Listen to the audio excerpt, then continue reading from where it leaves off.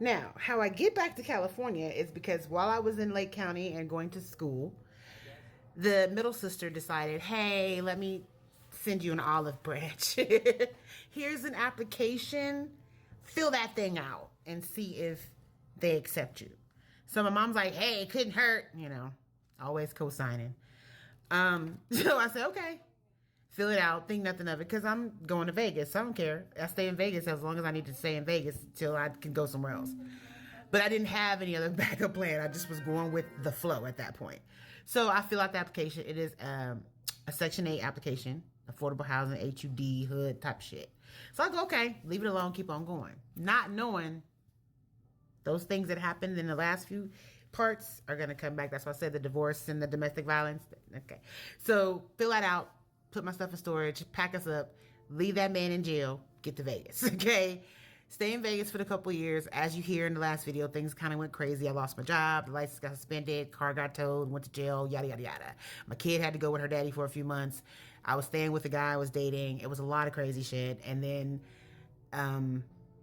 because I knew the guy that I was dating, who I was staying, who was letting me stay with him, he told me, hey, I'm going to be leaving soon because the job that I work for, the company that I work for, is going to Texas. So I was like, okay. And at that time, moving east was actually one of my goals. My goals was to go to either Texas or back to Palm Springs. It was one of the two. So I was like, okay, I'm either we're gonna go further or we're gonna stay here. And there was always trying to move somewhere else. Every few years, my plan was to leave and go somewhere else. And so I got to where I wanted to go, even if it was out of the country. I just like, fuck it. We'll just keep, hey, having a kid that knows different places and lives in different places. I don't think that's bad. I've always I know it's crazy for military kids, but I always thought it was cool. I always thought it was cool that y'all got to live in different places, even though it might have been traumatizing. I still feel like, hey, I'm low-key gypsy. So, the last few months of me being in Vegas were crazy. It was 2011 near 2012 because remember I got there 2010. So I graduated 2010. I got there into 2010, so 2010, 2011, 2012. So about the end of 2011, my stepmother passes and I go back to, do that and help my dad. And the three of us, the three siblings, all three of us are standing in my dad's driveway. I'll never forget. Because I was not doing anything at that very moment, it was suggested that I come back. And yeah, no. No. So I stayed for a few more months. And then when things got a little crazy with the person I was seeing at that time, and I just didn't have, no, I'm not the person. It wasn't that. It was just the person I was staying with was actually giving up their house because it was a woman I was staying with at that point. So, and even through this time, my kid did not think that we were homeless because we stayed in an apartment the first 5 or 6 months. And then when he left, we went and stayed with a lady friend that I met in school. And she had a house, so I stayed with her. So my daughter never felt like we were homeless, even though we were. So the person I was dating after the guy went to Texas, he just didn't want to go back to California. And that was okay with me. So I was thinking, well, we won't be seeing each other because you ain't gonna come to California to visit, and I'm not just gonna keep coming to Vegas. It's not gonna be one-sided. You know what I mean? If you want to see, because technically it was not really a long distance relationship. Because really, that's 4 hours. Boy, it ain't. But anyway, at that time, it was he was labeling it like it was a long distance relationship. So right as things were getting kind of crazy and closing up for me in Vegas, as far as like having a place to really stay, and I was going to end up staying in one of them weeklies, which I had done before, but we were going to end up going back there, which meant I'd have to have something that was going to be long term, like a job. I had to keep getting. I couldn't just hustle because that would have been. So right before that happened, I got a notification in the mail.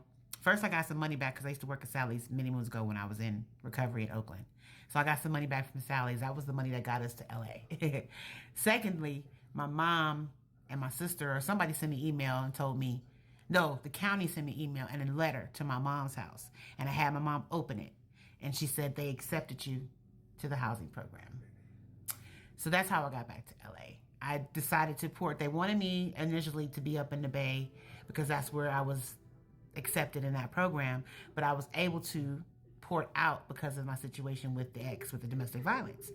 So I was able to port out of the Bay and go somewhere else. Now I could have ported to Vegas and I could have ported to Los Angeles, Porting means you take your voucher, your housing authority voucher, and instead of living in the county that approved your housing voucher, like instead of living in Sacramento, if that's where your county was approved, your voucher was approved, you can take it and go somewhere else if they approve you. So I had basis for that. I had family living in California, in LA, and I had a reason because I had domestic violence. And the person who committed the domestic violence was still in the Bay Area. So they let me port to LA. So I was able to take my voucher to LA. When I got to LA, my dad asked, "So you got a car?"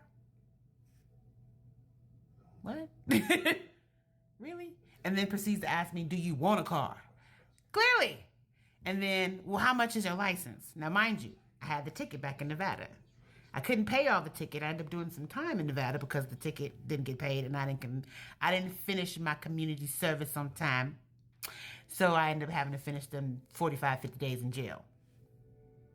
I still didn't pay off the fine because apparently it cost more than what I spent time in jail. They didn't pay off. I guess that was for the other part of the ticket. I guess it was for one charge that I worked off. The other charge was I still had to pay that off. So when I went back to Clark County's website to see how much it was $2,000. And so I told him, "It's $2,000 for my license, Daddy." What? Yeah. That's more than a car. Yes, it is. But you know what? You ain't got to worry about it. I'll take care of it. You good. Just do what you do here. Just let us stay here for the 6 months until my apartment is ready. Until I pick my apartment and my apartment is ready. And that's exactly what we did. Because why would I bother you for anything else? Like, not that y'all haven't helped me to an extent, but why would I bother you for anything else? At this point, I already know what I can do, where I can go, and how to get it done. So, no worries. I'm back in California. LA could have had, LA had a lot more resources for us. So were able to do a lot more. I went back into counseling because my daughter was entering high school, the youngest one, and the oldest one was getting ready to get out of high school. So I was like, there was a part of their life that I missed, and I really don't want to not be a part of their lives. So I want to help myself be a better person and be a lot more well-rounded for them as well. Plus, I needed to mentally prepare myself for the fact that they're going to be leaving me now. Like, I didn't have them for long time, and now they're going to be leaving me. Now they're going to be going out to the real world, and I'm not going to see them as much. I already didn't see them a lot because of the separation and little bits of separation we had, but now they're going to be grown, and I'm not going to see them that much. So that also allowed me to focus on my license and all the things that I wanted to do. When my daughter graduated in 2014 and 2017. I met my husband now. Now my husband, that's my husband, that is now. I met him in 2016. I didn't have my license at that point. I had nothing. And luckily I was in a city where I could just ride the bus and the trains and catch a Lyft and the Uber every once in a while, and no one would be the wiser.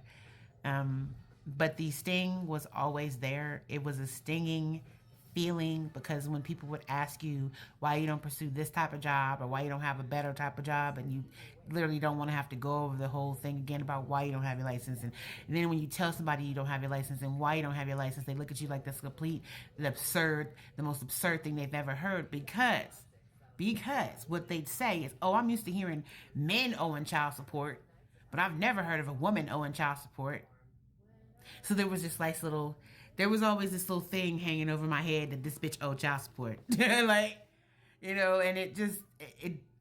it was a label that I attached to myself. Maybe nobody else did, but it was always something that made me feel very aware that you looked at me differently because I didn't have my license. On top of the fact that you had your parents being sarcastic and saying little silly shit like, "Well, you be getting with these men, they ain't got no cars." And first of all, I only dated a couple of guys that didn't have no cars, and that was okay. So who fucking cared? I didn't marry a guy who didn't have no car. I married a man who had a house, a good job, and a car. So what can you say then? My picker wasn't off the whole entire time. There was a time when it was off, and there was a time I wasn't even using it. And once I turned that bitch on, I knew who the fuck to pick. So, miss me with that. But the little comments and little side swipes and the little, "Oh, go get you a bucket, it ain't gonna matter in the end." For what? We tried that. And I got my shit taken, and I got a license, and I got a ticket. And then I had to do time anyway, because I didn't get to pay the shit off. Like, you see, the cycle kept repeating. So I just stopped. And I just said, you know what, just do public transportation, just do what you need to do, work on getting your license. and let it make sense. Let it become what it's going to become. And